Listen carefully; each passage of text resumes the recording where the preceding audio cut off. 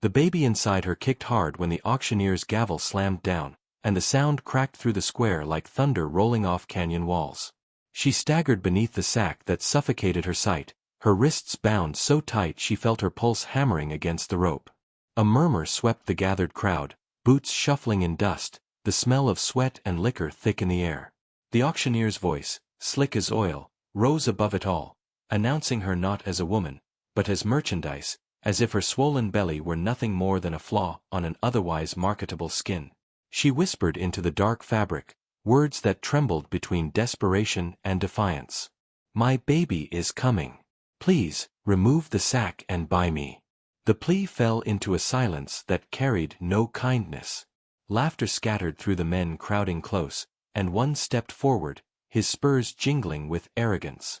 He was the first bidder, a man whose eyes always searched for weakness to crush. He sneered, mocking her heavy form. Said she was worth less than a mule, for she carried burden and not beauty. His voice rippled with cruelty, and the crowd answered with smirks and chuckles that pricked sharper than whips.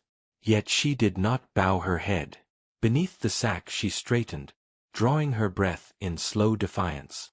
Even with her body trembling from the ache of carrying life, she clung to a dignity no rope could strangle. She was more than what they named her, though the world did not care to see it. A few softer voices stirred in the corners of the square. An old woman clutching her shawl muttered that mercy had gone missing in this town. A boy who had been selling apples stopped, his basket slipping against his knees, watching with eyes too wide, too innocent. Even the preacher, standing in the shade, frowned at the spectacle, but his lips remained pressed tight in silence. Their quiet unease fluttered like moths against a raging fire, but none dared to quench it. The auctioneer clapped his hands, calling for higher bids, urging men to claim the broken prize. But as the bidding droned, the rhythm of the square shifted. A new presence entered, not loud, not boastful, but steady. The crowd turned to see him. The mountain man. He came not from the road of the merchants, but from the edge of wilderness, his boots wearing dust from lonely trails. His face was carved by storms, his eyes the quiet gray of rivers that carry secrets to the sea. He bore the kind of silence that made men nervous, because it could not be mocked nor measured. He was not dressed for spectacle, and yet his presence bent the air, as though nature itself leaned in to listen. He did not rush forward. He stood still, observing, his gaze drawn not to the auctioneer nor the jeering bidder, but to the trembling figure veiled in burlap. He watched the rise of her breath beneath the cloth, the faint shift of her shoulders, the way even in humiliation she held herself upright. Something passed across his face, recognition, not of beauty or bargain, but of spirit. She could not see him, yet she felt it, an invisible weight, different from the others. It was not hunger, not cruelty. It was a steadiness, as if someone, at last, had remembered she was human. The crowd sensed his hesitation and grew restless. The first bidder, emboldened, called out again, raising the price, laughing as though the woman's fate were a game of dice. The auctioneer nodded eagerly, sweat glistening on his brow. Her body ached. The child pressed hard against her ribs, reminding her that time was thin. She whispered again, softer now, as though speaking to the earth itself. "My baby is coming. Please, remove the sack." The mountain man stepped forward. A ripple cut through the crowd, surprise breaking across faces used to his solitude. He ignored their mutters, his boots thudding against the boards. The first bidder spat to the side, mocking his approach, daring him with a crooked smile. But the mountain man's eyes did not waver. He reached the stage where she stood, trembling but unbroken. The auctioneer grinned, ready to demand coin, but the man lifted no purse. Instead, his hand rose, not to strike, not to claim, but to pull gently at the coarse knot that held the sack. The fabric slipped free. Gasps scattered through the square. Beneath the veil was not a broken creature, but a woman with pale skin traced by tears, her face softened by pain yet luminous with resilience. Her eyes opened, unblind, and they were deep as river canyons, holding sorrow, fire, and something unyielding. She drew her first full breath of freedom in days, and her gaze locked with his. The crowd, once loud, fell into hush. Even the jeering bidder leaned back, caught off guard by her unveiled presence. The preacher's lips parted, the old woman clutched her shawl tighter, and the boy with the apple basket forgot to breathe. She stood taller, even as her body wavered, her spirit lit by the simple gift of sight restored. And there, before all who came to mock and bargain, the mountain man's silence met her unveiled eyes. In that suspended moment, the square itself seemed to hold its breath, waiting to see what choice he would make next. The bidding roared to life like a storm breaking over dry plains, fierce and merciless. The moment her face was unveiled, greed took root in men's throats, spilling into numbers shouted with hungry urgency. Voices clashed, rising and falling, turning her body and unborn child into a prize to be bartered. The auctioneer's gavel trembled in his hand as he worked the frenzy, every shout feeding the fire. The woman swayed on her feet, the swell of pain in her belly tightening, yet her eyes clung to the mountain man as though he were the only anchor in a sea determined to drown her. The first bidder, arrogant and cruel, raised his price again and again, not out of desire but out of pride. His laughter split the air, sharp as broken glass. He wanted the crowd to see his power, to know he could own what others coveted.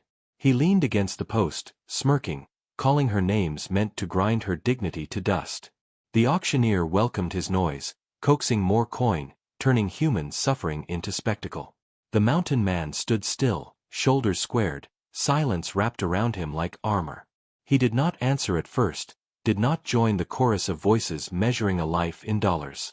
His eyes remained steady, fixed on hers. He saw the way she clenched her bound hands, the tremor of her lips as she whispered through another contraction, "My baby is coming." The words were nearly swallowed by the crowd, but he heard them, each syllable landing like a strike against his chest. Finally, his voice cut through. Low, even, the sound of distant thunder rolling across mountains. He named his bid without flourish. The crowd hushed for a breath, startled by the weight of it. Then the mocking bidder barked laughter and raised higher, determined to crush the quiet man's presence beneath coin. The duel began, not with guns, but with numbers hurled like bullets. The mountain man answered each challenge without tremor, his voice never rising. The mocking man grew red with fury, shouting louder, trying to shame him with every raise. The crowd leaned closer, torn between jeers and awe, sensing that more than money was at stake. A current ran through the square, invisible yet undeniable. The woman bent forward slightly, pain coursing through her abdomen. She gasped, nearly falling, and the crowd shifted uneasily. For a heartbeat, the bidding faltered, all eyes flicking to her pale face, the sweat beading along her temples. The old woman cried out again, her voice breaking with desperation, saying no child should be born in chains. The preacher, who had held his silence too long, stepped forward and pressed a hand to the auctioneer's arm, his tone sharp for the first time. "Enough." The auctioneer scowled but dared not resist the preacher's presence. The bidding slowed, hesitation creeping like frost. The mocking man spat into the dirt, enraged.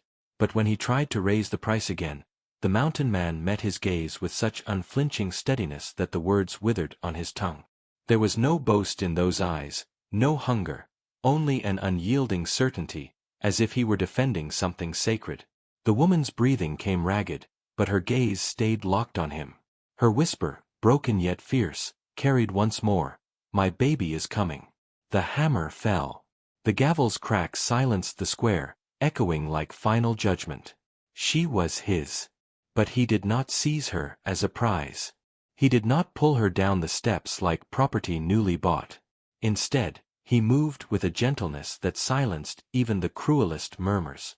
His calloused hands worked the knots binding her wrists, each rope falling away with patient care. When the last fell, she staggered, knees buckling, and he caught her with one arm, steadying her against his chest. The crowd that once jeered now watched with a reverence they did not understand. Even the preacher lowered his head, humbled by the sight. The boy with the apple basket held his breath, as though afraid the moment might shatter if he exhaled. The mocking bidder turned away, his pride defeated, the weight of his own emptiness pressing heavier than any coin he had spent. She lifted her eyes to the mountain man, and in them flickered something beyond gratitude, an awakening, a fragile belief that perhaps not all men saw her as a thing to be traded. He met her gaze, silent still, yet the steadiness of his arms spoke louder than words. Together they stepped down from the stage, not master and property, but two souls walking side by side. The dust rose around their boots as the crowd parted, murmurs chasing them like shadows. But before they reached the edge of the square, the woman's hand flew to her belly. A sharper cry tore from her lips, and her knees gave way. The mountain man caught her again, lowering her gently to the ground, the swell of her stomach hard beneath his hand. Her voice broke as she gasped, eyes wide with both fear and wonder. The child was no longer waiting, and the town that had gathered to watch her shame now stood frozen, about to witness something far greater. Birth at the edge of dust and freedom, with only one man steady enough to face what was coming.